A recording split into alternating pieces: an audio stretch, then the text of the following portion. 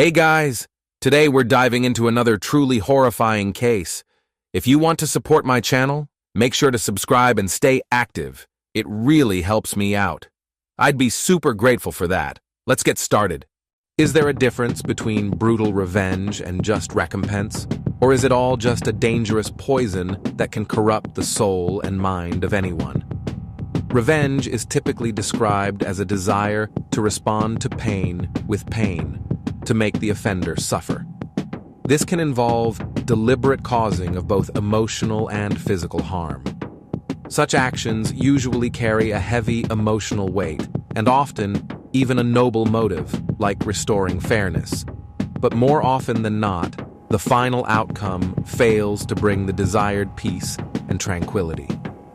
The story of Fabio Di Lello and Roberta Smargiassi was supposed to be long and happy, but tragically cut short by a fatal accident that ended the young woman's life.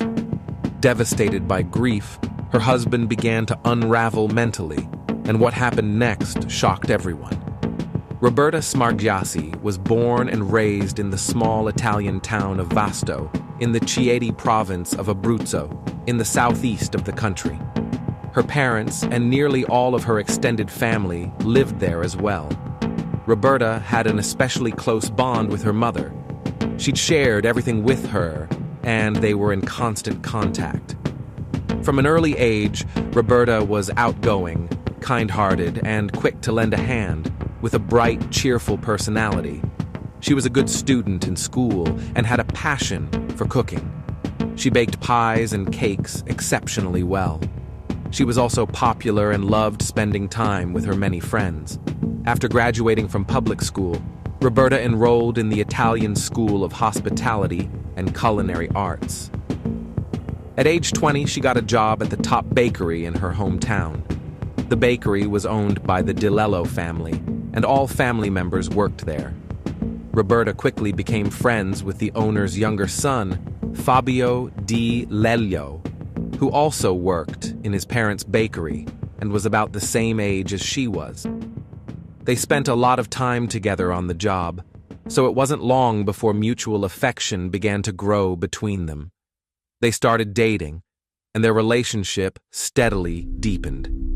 Neither of their families objected. Roberta's parents immediately liked Fabio, and Fabio's mom and dad appreciated Roberta's strong work ethic and sense of responsibility.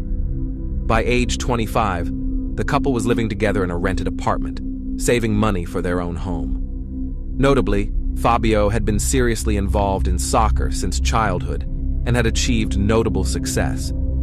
He captained the city team and performed impressively in amateur tournaments. In 2014, he debuted in Serie D, the top level of Italy's amateur soccer league under the National League Federation. The couple realized their dream in 2015.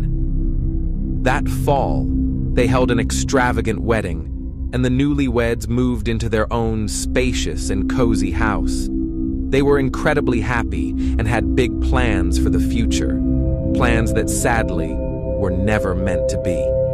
The fatal crash at the intersection. On Friday morning, July 1st, 2016, Roberta, age 34, called her mother as usual.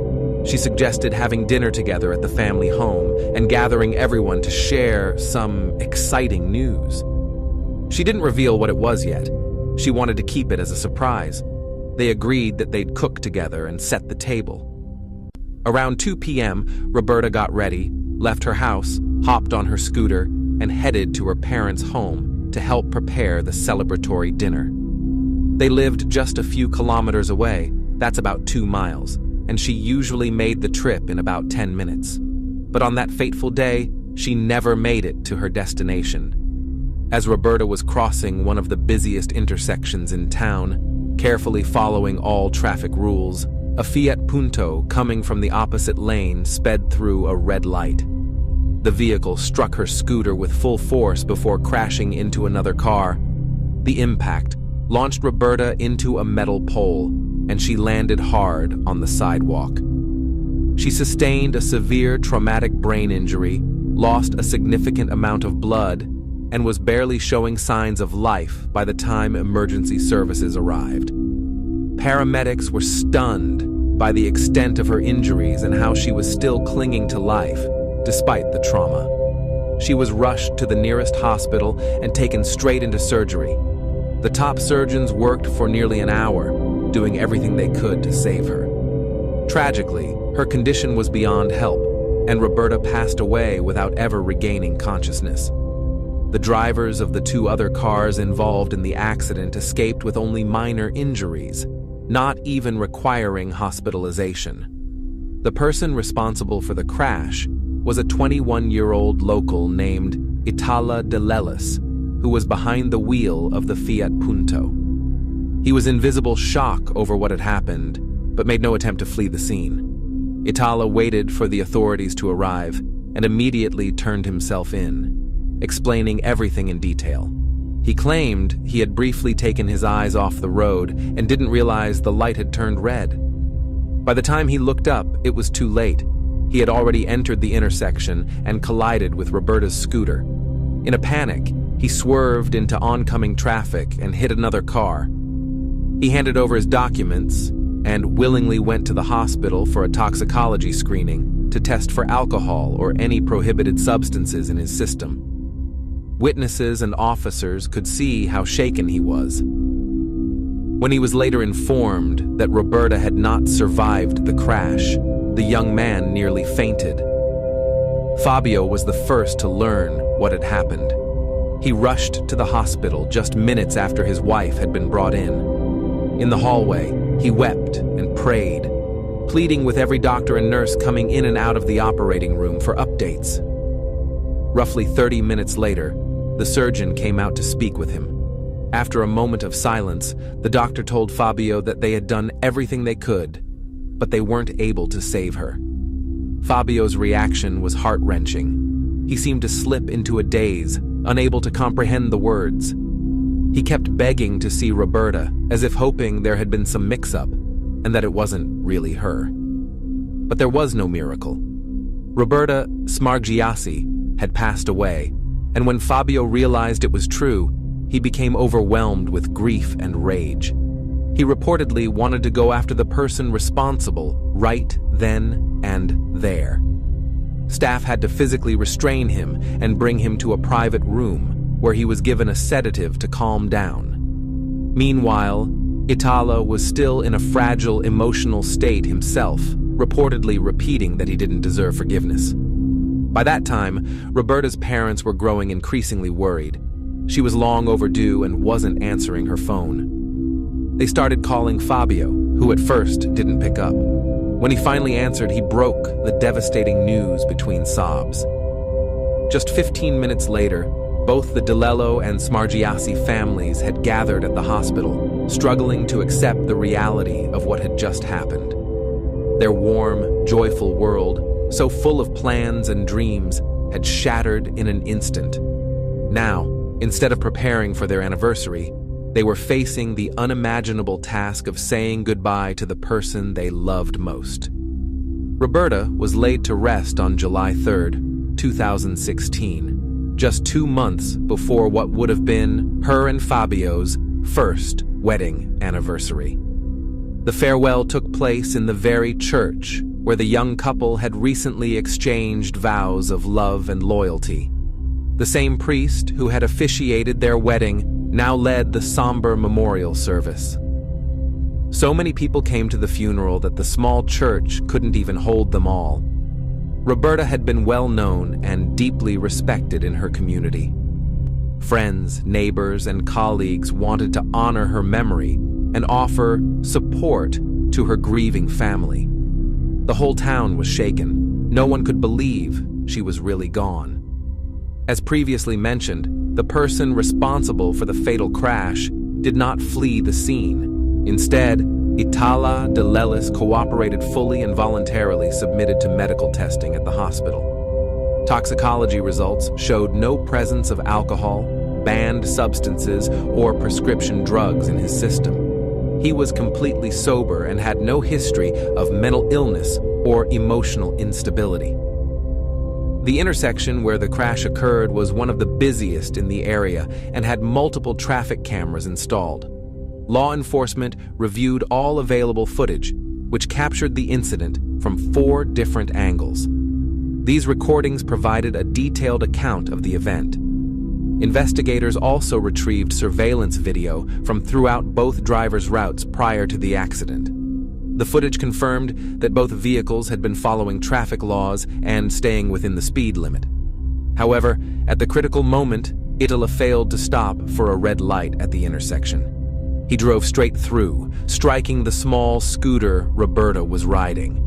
After the impact with Roberta's vehicle, the Fiat Punto driven by DeLellis collided with another car coming from the opposite direction. Fortunately, the driver of the second car was not seriously injured, and his vehicle damage was covered by insurance, so he did not pursue any legal claims.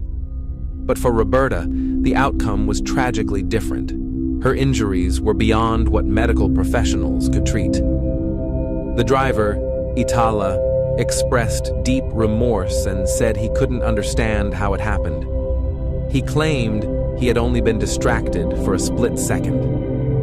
Still, no amount of regret could ease the pain of Roberta's loved ones, especially Fabio, who openly spoke of how hard it was to contain his anger toward the man responsible. The 21-year-old driver was arrested and formally charged with involuntary harm, resulting in fatal injuries. He was placed in pre-trial detention while awaiting the initial court proceedings. Itala DeLellis did not contest the charges and stated that he was ready to accept whatever punishment the court would impose. Fabio closely followed every development in the investigation. He scrutinized all available evidence and met with detectives daily to stay updated and search for any new leads.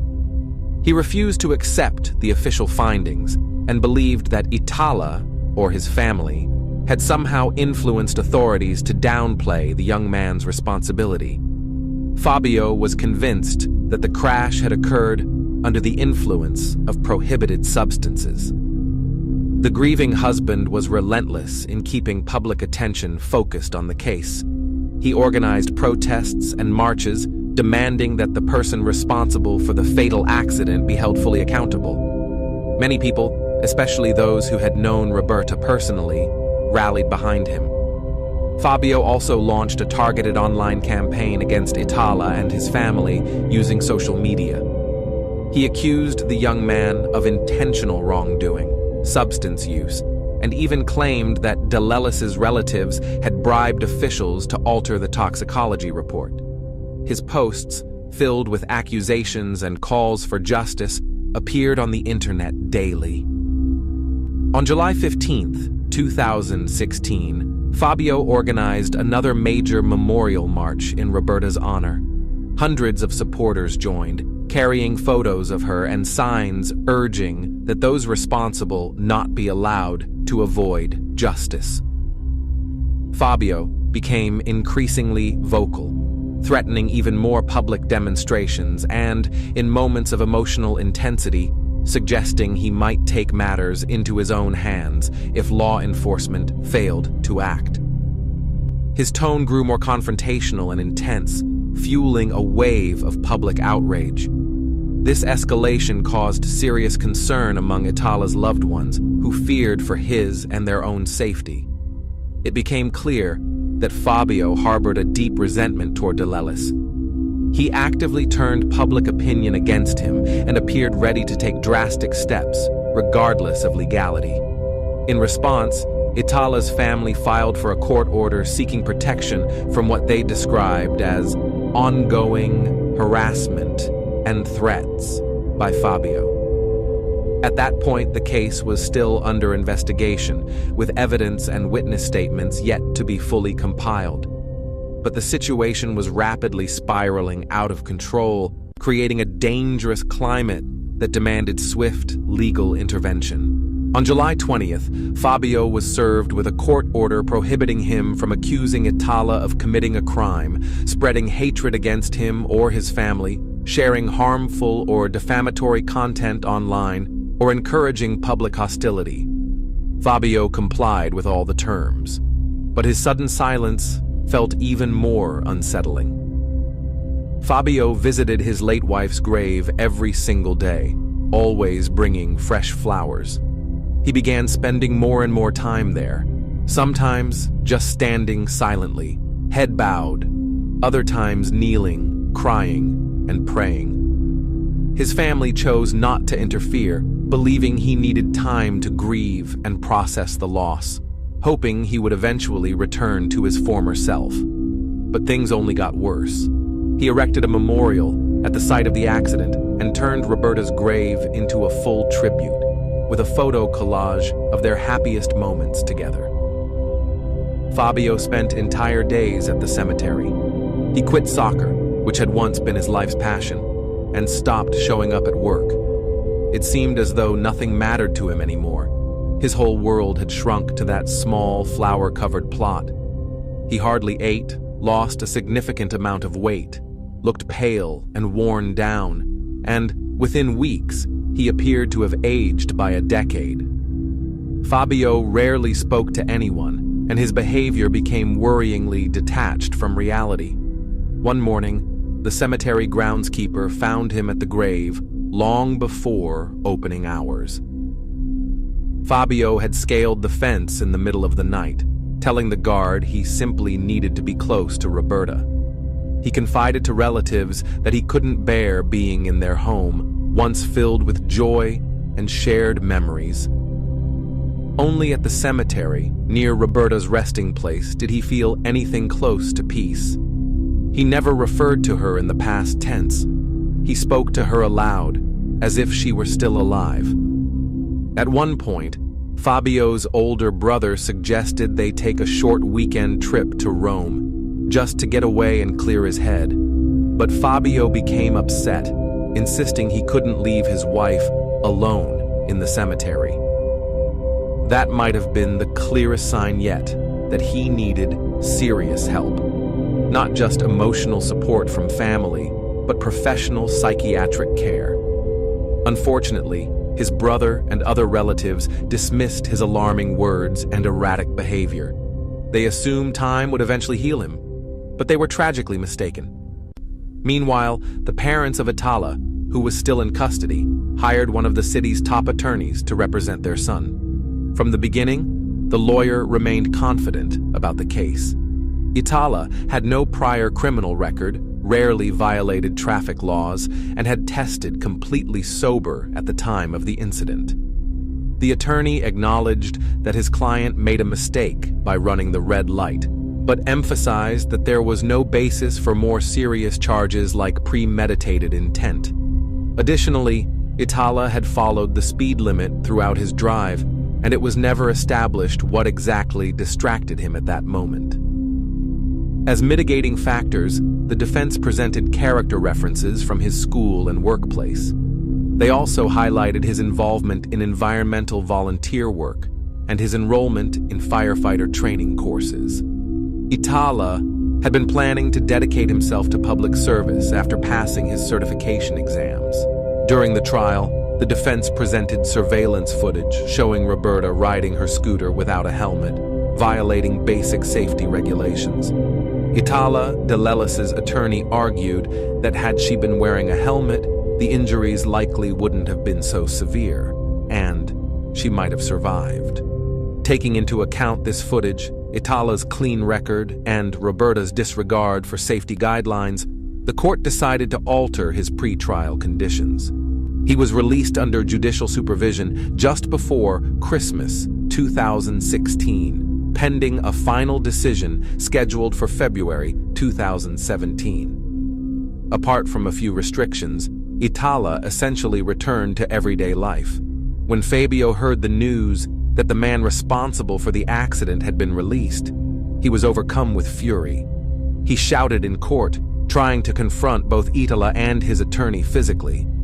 Relatives struggled to restrain him, and the judge ultimately ordered Fabio to be removed from the courtroom. From the moment Itala was released, Fabio could barely sleep.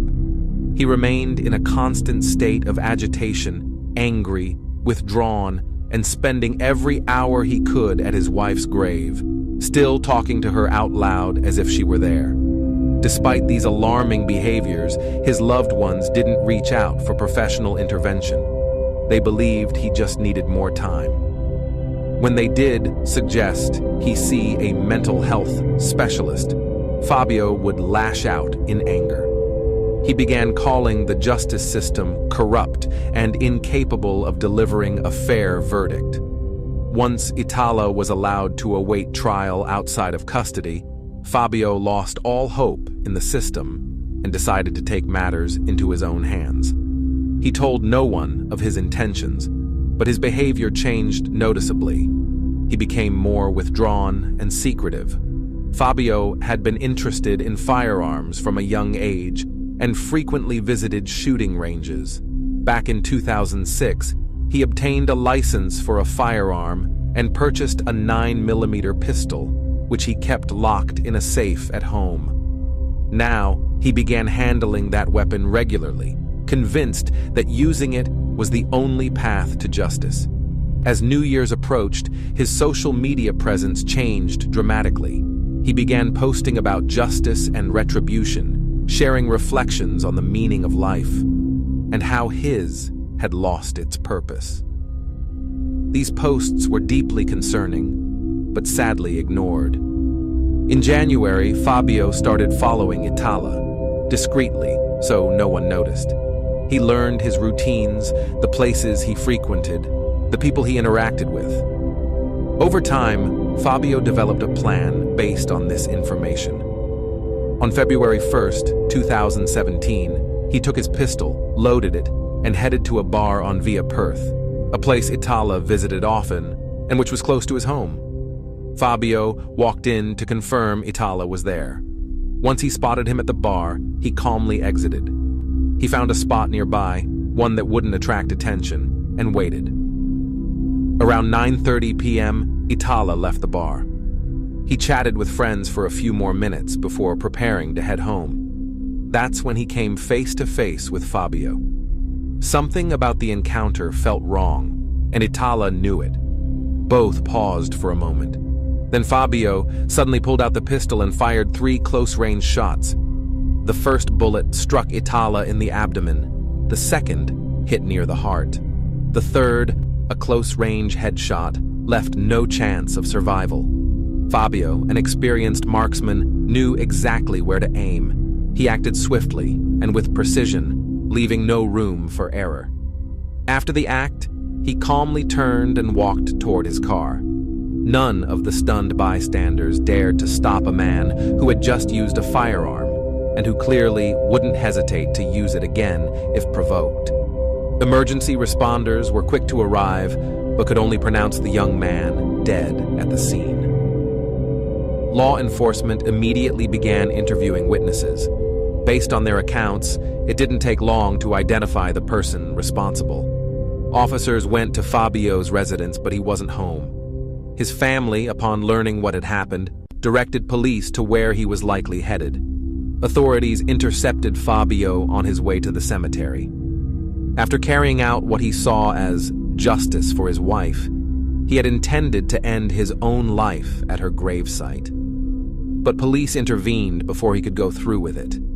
He offered no resistance, remained calm and detached, and openly admitted to what he had done. At the police station, Fabio finally broke down. He wept, spoke of his deep love for Roberta, and condemned the justice system for allowing Itala to walk free after the crash. But then he revealed the true motive behind the act. As it turned out, Roberta had been expecting. The pregnancy was still in its very early stages. She and Fabio had discovered the news just a day before the accident. It was this joyful announcement she had planned to share with their families over dinner. But she never made it. Both she and their unborn child were lost that day. Fabio claimed he had acted in retaliation, not just for Roberta, but also for the life they were about to bring into the world. He said he had nothing left to live for and wished only to be reunited with his family. Only after his arrest was he finally sent for psychiatric evaluation. doctors diagnosed him with an acute psychological disorder brought on by traumatic grief. Still, the court concluded he had been fully aware of his actions and had planned the incident in advance. Fabio was charged with first-degree premeditated harm leading to death. While awaiting trial, he made multiple attempts at self-harm and was placed under strict supervision. On March 24, 2017, he was found guilty and sentenced to 30 years in prison. He remained expressionless throughout the reading of the verdict, as though detached from the moment. His family and legal team filed an appeal, and the sentence was later reduced to 20 years. In prison, Fabio reportedly found some comfort in religion, but never fully came to terms with what he had lost. Thanks for watching, everyone. Your support means a lot to me, and you can help my channel grow by hitting that like button, dropping a comment, and sharing this video. Your engagement really makes a difference. See you soon.